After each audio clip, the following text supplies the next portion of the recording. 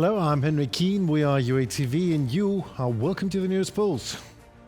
Today in the episode, Putin fears coup and drowns in panic over budget deficit while his troops are literally drowning in a flood after Ukraine targets a water dam. Sanctions force Russian energy giant Lukoil to exit global markets. General Keane says Ukrainians can be operating Tomahawks and other Western long-range weapons way faster than expected. Over 5,000 missiles pledged to Ukraine as Western leaders aim to force Putin to the negotiation table. The Kremlin is panicking. A coup is looming on the horizon of political events and things are starting to fall apart. A new article in the Telegraph points out Sergei Shoigu, the secretary of Russia's Security Council, also sounded very worried. He said that Russia's main task today is to keep internal peace between different nations inside the country, and traditionally Shoigu blamed the West for trying to break Russia into, we quote, many small parts to then use each of them for its own benefit. Sounds like unboxing Russia with an instruction manual inside. Dictator Putin has successfully turned Russia into a totalitarian state and anxiously protecting his rule from any threat. The Russian government once accused former oligarch Mikhail Khodorkovsky, who now lives in London, as well as 22 members of the anti-war committee, of planning a coup. Whether true or not, experts from the Telegraph say such accusations show deep fears inside Putin's inner circle. Khodorkovsky and others are accused of funding Ukraine's nationalistic groups that Russia calls terrorists and recruiting people to help them take power in Russia by force, says Putin, who surely would know a lot on the matter, being in power for over a quarter of a century and amending country's constitution even to continue. Mikhail Khodorkovsky, a Russian opposition figure living abroad, has shared a mixture of opinions on Ukraine, indeed sometimes clearly repeating Kremlin narratives, but also calling for strong actions against Russia in general and Putin's regime in particular, such as, for example, allowing long-range strikes deep into Russia, tougher secondary sanctions also, and joint policies from the US, the United Kingdom and the European Union. The Russian economy is in trouble. That is already old news. Growth has stalled, energy revenues plunged, and the budget deficit is growing. Now, with EU and US having stepped up sanctions, things are expected to inevitably get way more south for Russia. The Russian economy is balancing on the edge of recession. The pressures of the war in Ukraine are starting to bite for Russian dictator Putin and his policymakers in the Kremlin, with Moscow planning tax hikes and spending cuts to deal with growing budget deficit. Despite being boosted by military spending, the economy of Russia is showing signs of sliding towards recession or stagflation. Well, inflation remains high in Russia, and it's coupled with a sharp economic slowdown. Indeed, high interest rates and acute labor shortages, with an unemployment rate sitting over 2%, have constrained growth. While the economy expanded by 1.4% year-on-year in the first quarter of 2025 and 1.1% in the second quarter, business sentiment is weakening.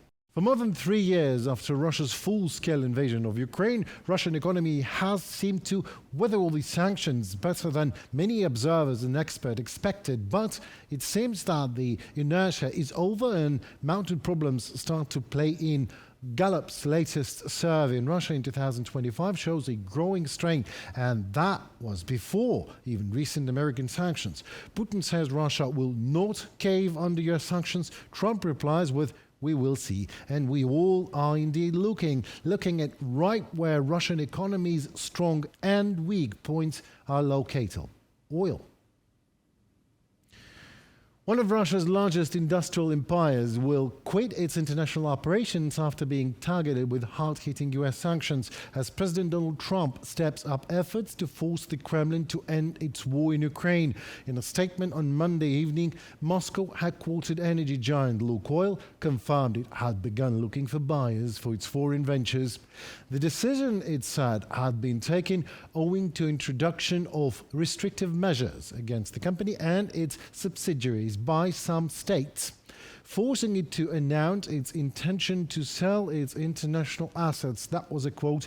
A former Lukoil executive, granted anonymity to speak freely, said that the move could see the company's revenues and profits plummet by about 30%, as it is forced to sell 3 refineries and around half of its roughly 5,000 petrol stations worldwide. Lukoil is finished, they told to Politico. International sanctions do work, and Ukrainian flamingos and long-range drones add to the effort a lot. Every day, a refinery or some other oil facility in Russia sends a plume of smoke into the sky, as if Putin sending a signal for help. And the signal was heard. Russian dictator Vladimir Putin has welcomed North Korea's top diplomat to the Kremlin. North Korean media reported that Foreign Minister Cho Song-hui discussed many future projects for the continued strengthening and development of bilateral relations and conveyed to the Putin the brotherly respect of leader Kim Jong-un. No further details were provided by the Kremlin, but we can provide some of the obvious ones. North Korea has been a key backer of Russia's nearly 4-year invasion of Ukraine, sending artillery, missiles and troops to its larger neighbor. Pyongyang has received Russian military technology and economic aid in return. Well, that economic aid might become a problem lately, as with that amount of dead and wounded in Ukraine, Russia is forced to initiate new, somewhat even brilliant marketing protocol for military mobilization in a desperate effort not to call it a military mobilization. As of October 2025, every third region in Russia had introduced referral payments for facilitating the recruitment of citizens to sign military service contracts. A quote.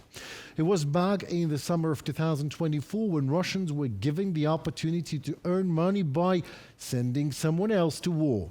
Then the first regions officially announced payments for assistance in recruiting new contract soldiers and even offering more bonuses to government employees involved in such recruitment. At least 2 billion rubles have already been spent from regional budgets to incentivize recruiters for the war against Ukraine. These include not only representatives of military enlistment officers and selection centers, but also new enforcement officials. Those who work with suspects and convicts, debtors and other disadvantaged groups, but not only even them, also employees of the Federal Penitentiary Service, police officers, bailiffs, investigators, and even Russian Secret Service (FSB) officers can now refer a friend for a cannon fodder and get some extra rubble from Putin for it. Ukrainian drone targeted a dam in Russia's Belgorod region between October 24 and 26, and it has started to show effects now, causing major flooding and seriously disrupted the logistics of Russian troops near the Ukrainian town of Vovchansk. Some Russian army units became cut off completely from their main forces after water from the Belgorod reservoir flooded trenches.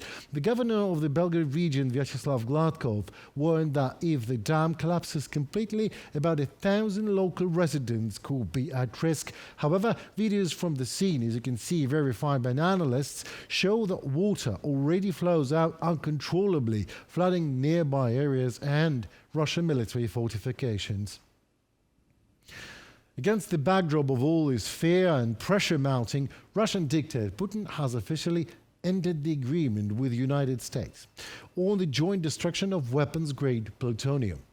In Putin's decree, it is stated that the decision is due to, I quote, threats to strategic stability. In addition, the Kremlin is demanding that sanctions be lifted and Russia be compensated for economic losses.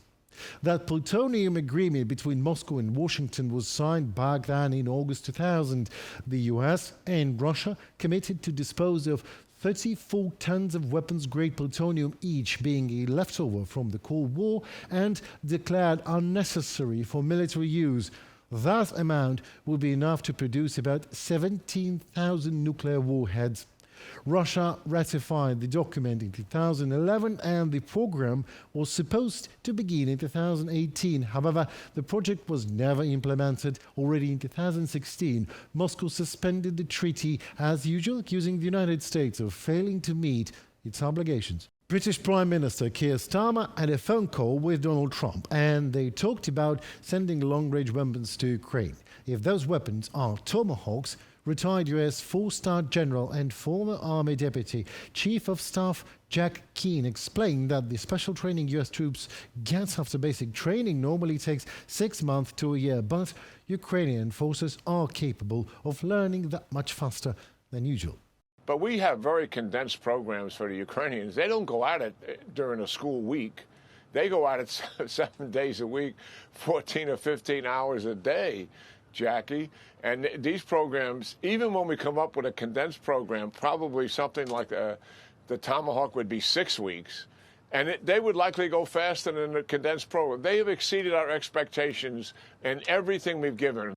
The only way to make Putin take talks seriously is to give Ukraine the ability to strike military and energy targets deep inside Russia. The president of Ukraine believes, in an interview with Axios, Volodymyr Zelenskny explained that if Kyiv gets missiles like the Tomahawks, only then Moscow will understand the consequences of refusing to negotiate an end to the war against Ukraine. Take a deeper look into the story made by my colleague Yulia Granovska for you. The new sanctions imposed by U.S. President Donald Trump will damage Russia's war machine, but Ukraine still needs long-range missiles to force Putin to the negotiating table. President Volodymyr Zelenskny is convinced. Kyiv does not even have to use them immediately. If Putin realizes that refusing talks risks serious problems with Russia's energy infrastructure, he will agree to negotiate, Zelensky stressed. We're not just talking about Tomahawk. The U.S. has plenty of similar systems that don't require lengthy training. I believe the only way to deal with Putin is through pressure. Volodymyr Zelenskny, president of Ukraine, in an interview with Axios. Zelensky discussed potential U.S. missile supplies to Ukraine with Donald Trump on October 17th in Washington. Long-range weapons for Kyiv were also on the agenda in London during the Coalition of the Willing meeting on October 24th. And as soon as Putin felt pressure and the possibility of Tomahawks appearing in Ukraine, he immediately declared his readiness to restart talks. But as soon as the pressure disappeared, he abandoned diplomacy again. So it's obvious for us what to do. We need more deep strike capabilities. Everything Putin does is an attempt to delay new forms of pressure. We must create in Russia a will to negotiate, and I will ready to meet in any meaningful format, and the current line of contact could be the starting point of negotiations, real negotiations. UK Prime Minister Keir Starmer urged Western allies to do more in supplying Ukraine with long-range weapons. At the coalition meeting, he announced that the United Kingdom will provide Ukraine with over 5,000 multi-purpose missiles. Aid to Kyiv is part of the UK Prime Minister's plan through the end of 2025, which includes displacing Russian energy resources from global markets, strengthening Ukraine's air defense and critical infrastructure, working on security guarantees, and using frozen Russian assets. I think we need to agree to finish the job on Russia's sovereign assets and unlock billions to help finance Ukraine's defence. The EU yesterday took a strong step by commissioning advice on how to meet Ukraine's financing needs. And the UK is ready to move in tandem with the EU to drive this forward as fast as possible and to get those funds flowing to Ukraine.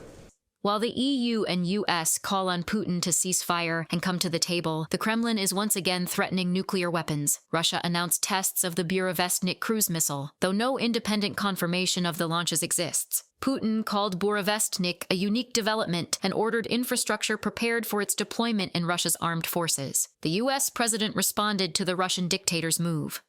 They know we have a nuclear submarine, the greatest in the world, right off their shore. So, I mean, it doesn't have to go 8,000 miles. And they're not playing games with us. We're not playing games with them either.